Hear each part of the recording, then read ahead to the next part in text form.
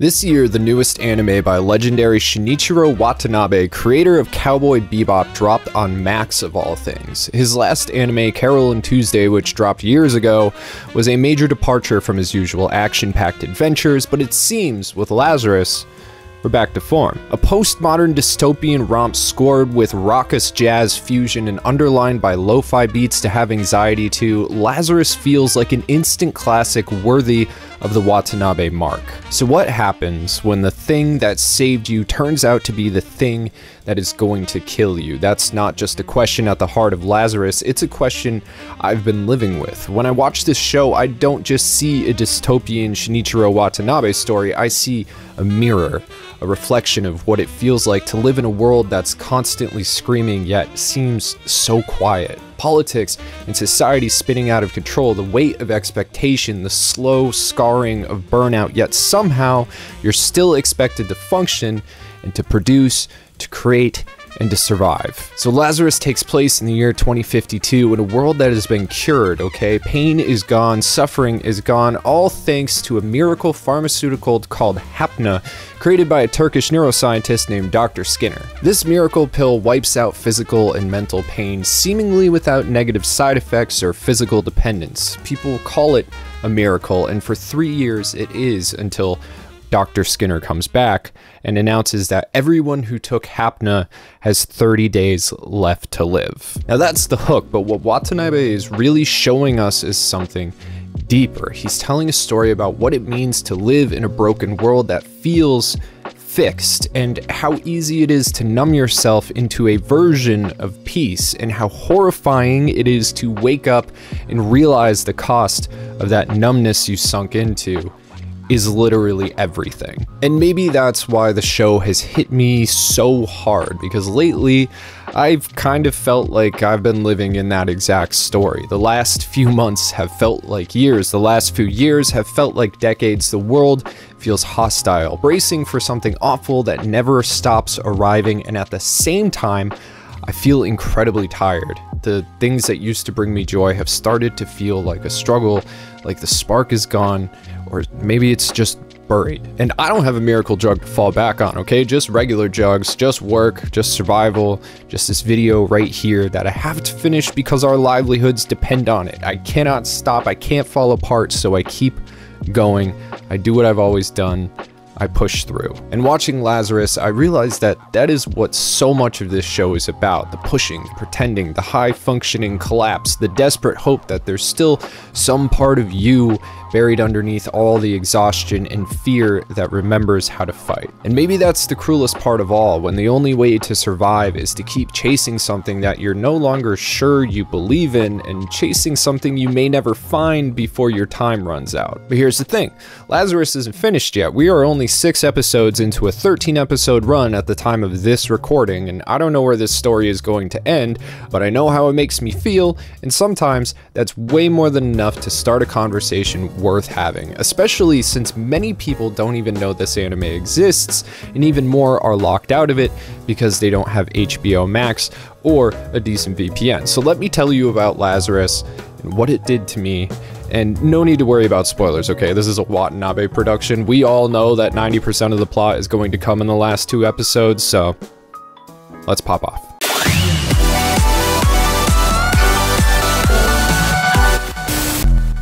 5 episodes in, we are still learning what this world really is, but already it feels familiar in a way that's hard to shake. Lazarus shows us a society that looks peaceful, okay? People, they're not in pain, the world isn't burning, talk shows are still going and terrible, singers are promoting their upcoming albums. From the outside, you'd never expect these people. We're just told they have 30 days to live, and that complacency is because of MAPPA, the miracle drug that took everybody's pain and quietly erased it. No more illness, no more sadness, no more fear.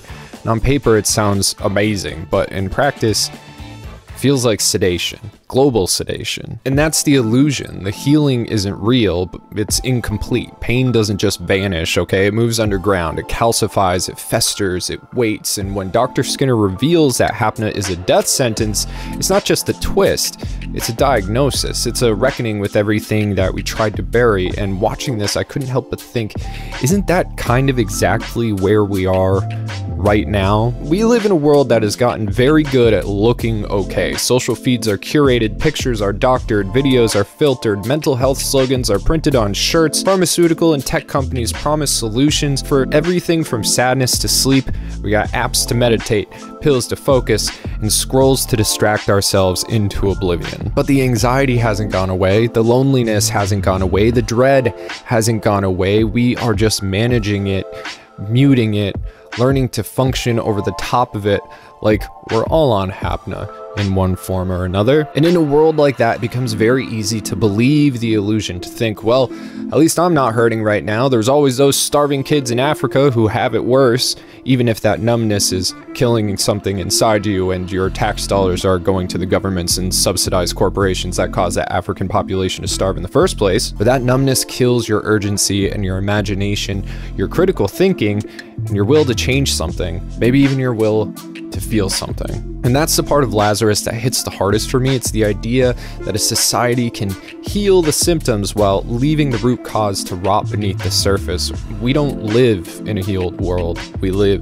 in the sedated one. And like the characters in Lazarus, we're only just beginning to wake up, maybe. It's a lot for a show that's basically about a dude who escaped prison roughly 8 times. Yes, I did the math according to the show's rules. It literally didn't add up. But regardless, this dude is Kung Fu maxed so hard, he's basically a parkour monkey man. And this monkey man enjoys nothing more than gaining freedom through his own will and ability, and of course getting his sentences doubled for breaking out of jail.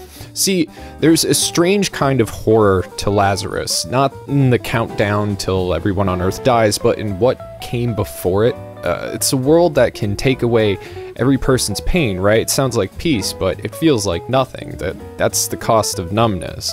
A drug that can eliminate grief and heartbreak and anxiety isn't just removing discomfort, it's removing contrast, emotional contrast. You're erasing the very thing that gives happiness its shape, love, its weight, and its meaning.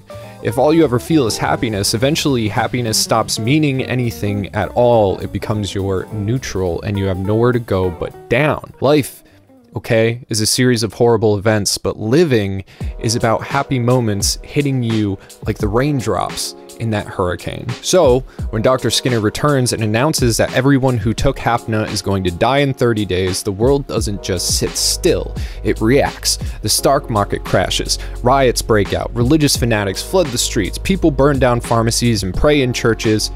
For a minute. For a moment, humanity wakes up, panics, and feels everything at once, and then things go back to normal. By the second episode, talk shows are back, music artists are trying to shill their albums, DJs are playing sets in clubs that are packed, the world picks up where it left off almost like nothing happened. Society is back to the status quo, leaving only a small handful of people to save humanity, i.e. Monkey Man, and a covert group of criminals forced to find the man who caused all of this and save the world with his cure. But that whole society going back to normal is a scary part, right? It's not that people can't feel, it's the depth of feeling doesn't last. It's that feeling is hard and it sucks and it's overwhelming, especially in a society built on philosophical independence, okay? How can you, just one measly person, make a difference? It's better to leave it to the imagined professionals who work tirelessly to save you from the disaster. So even when faced with the death of humanity, society somehow finds a way to slide back into numbness and routine because somebody will save us, right? So in the first episode, Dr. Skinner outright says that the humans who cannot feel pain are no different from the dead, but he has no intention of unilaterally deciding the fate of humanity, so if anyone on the entire planet can find him, he will hand over the cure for HAPNA. And think about that. There will be an estimated 10 billion people in the world in 2052. Dr. Skinner isn't just testing humanity's will to survive, he's testing our ability to feel, to care. If the entire world is looking for him, somebody will find him and humanity will be saved, but almost no one bothers. They slide back into their daily lives, hoping somebody else will be the hero. And I think that's Skinner's entire point. In his mind, this wasn't a punishment. Maybe it was a revelation, a way to show humanity that in its desperation to kill pain, it had unknowingly killed its capacity to feel anything real. And now, facing death, people finally have something sharp enough to break through that sedation, through that pain medication, even if it's just for a single moment, because numbness is safe, but it's also empty. And eventually, even peace becomes unbearable if you can't feel it. In real life, we chase our own versions of hapna. We overwork, we scroll endlessly, we drink and smoke and binge and swipe and suppress, not always to feel good, but often just to avoid feeling at all. But the longer that we do this, the more we flatten everything else we do, until joy doesn't register, until creativity dries up, until love feels like a memory of something you're supposed to care about but don't anymore. And I say this not from a place of judgment, but from experience. I know what it feels like to keep moving through life even when everything inside you is screaming for you to stop, to keep producing without inspiration, creating without passion, smiling while feeling miserable, showing up but not really being there, all the while quietly wondering if you've just completely lost the ability to actually feel at all. And that's what this show is really about for me, not the high-flying action accompanied by intense saxophones, ripping scales, and classically trained drummers slapping those skins in a hectic beat. Not just pain, but what we lose when we try to live without it. Let's get into real talk for a minute, okay? Have you ever taken pain medication? I mean, the good stuff. Like, the real good stuff. It knocks you out, sometimes, literally, but if you can stay awake, you're basically floating, right? People will say that you can't feel the pain anymore, and that's true, but you can feel. You can feel fuzzy and good, but stupid and slow. You can't react, but you wouldn't care to anyway. Your house could be on fire and you'd barely be bothered to get out, let alone be panicked about it. It sounds crazy, but it's not just your back pain that goes away when you take this stuff. Your mental pain does too, because you just can't feel anything. You just float along in this cloud of warm nihilism. See, when I was growing up, the pharmaceutical industry was pushing pain medication on everyone. Oh, your pinky hurts? Here's a month's supply of some real solid painkillers. Not the kind for brain cancer or anything, but it'll get the job done. And look, plenty of people took it responsibly or didn't react to it very well, okay? It can rot your gut, make you pop if you get the meaning. Not that you'd really feel it, but it does suck. I suffer from that problem, so when I mess myself up, I'm stuck with ibuprofen. Regardless, the more responsible adults just put it in the medicine cabinets in case they needed it down the line. Medicine cabinets that people my age at the time had full access to, and between word of mouth and the internet, kids knew exactly what those pills were and what they did, so they stole them. One or two at first, then all of a sudden those nice free bottles were gone. All of a sudden just one of those pills cost 80 bucks, or a less effective one cost 30 bucks. Hell, you could get some for 10, but the Tylenol would eventually put holes in your stomach and make your liver swell up. But kids found a way, beg, barter, or steal. They were gonna get their hands on what they found was the only thing that took away the raw agony of youth. And by the time I was a young adult, I was watching my friends literally die.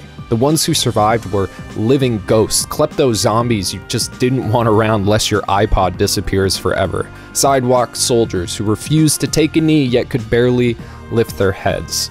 The only impression they left were the cigarette burns on your couch.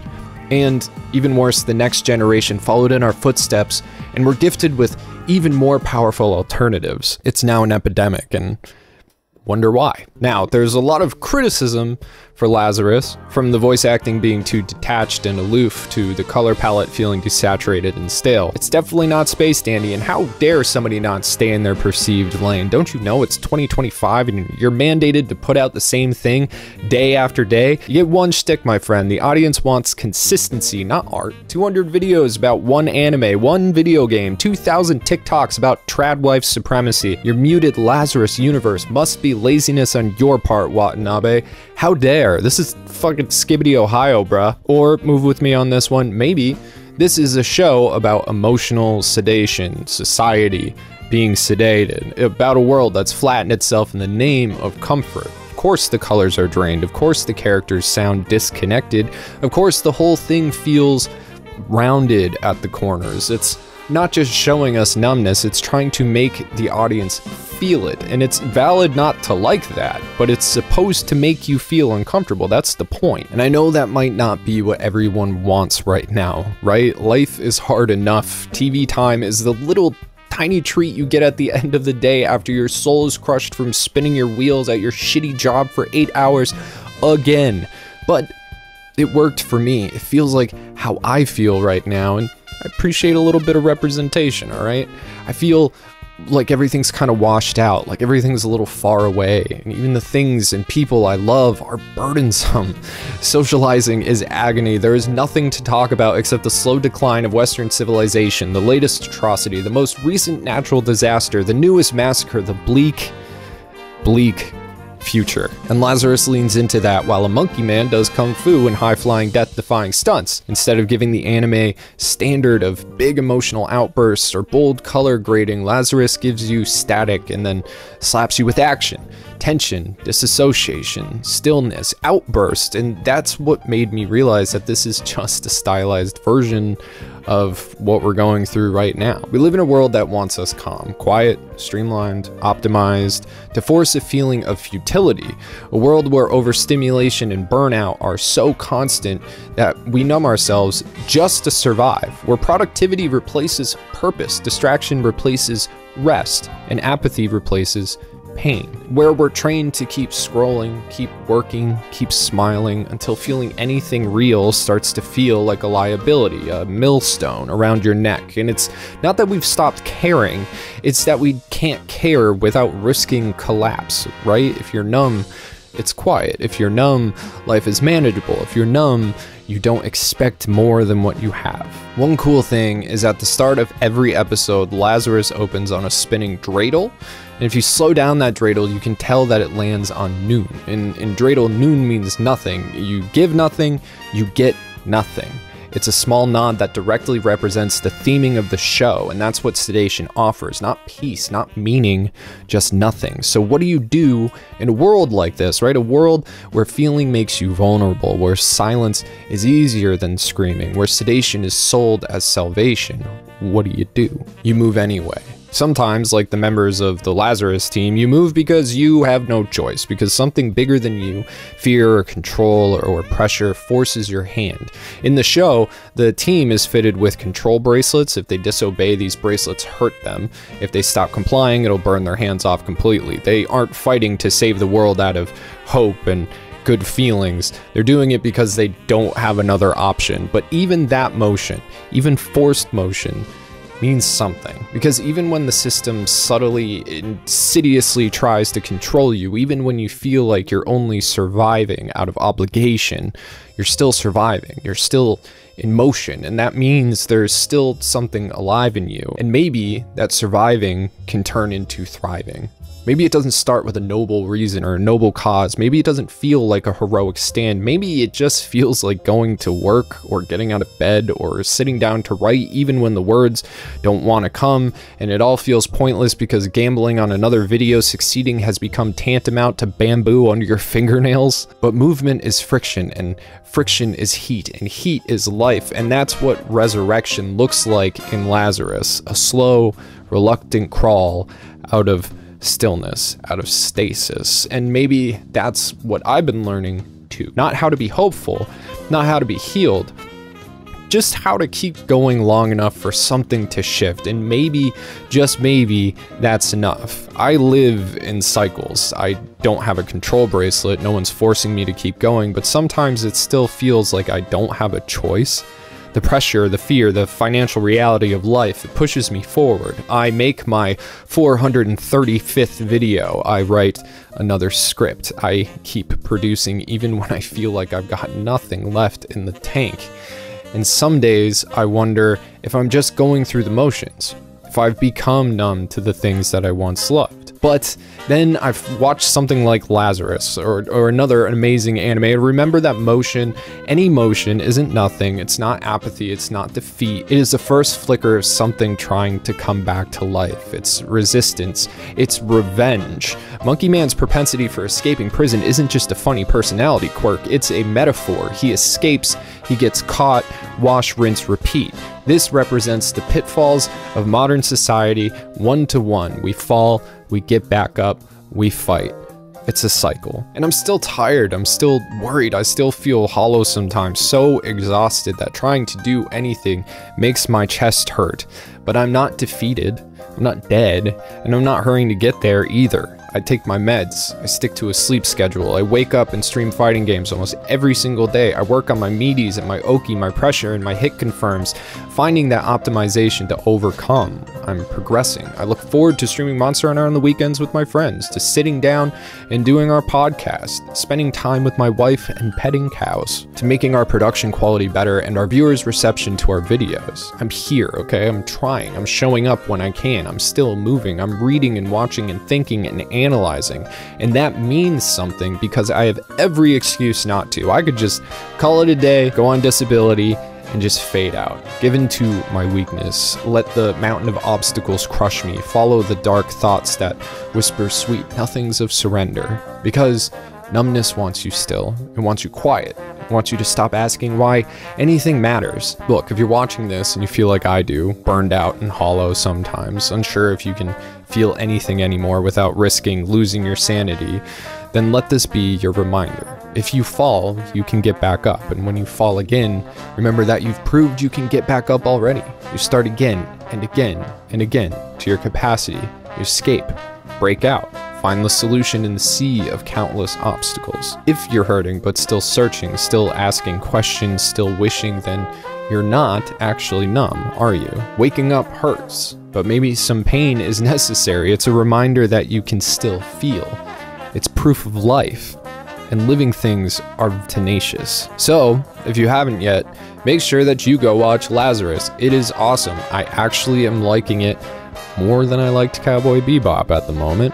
So, take that as you will. And until we see you next time, which will be very shortly, because we're going to be doing a video on Gundam G Quux, I hope that you take care of yourself. Thank you so much. My name is Mike. This is Bonsai Pop.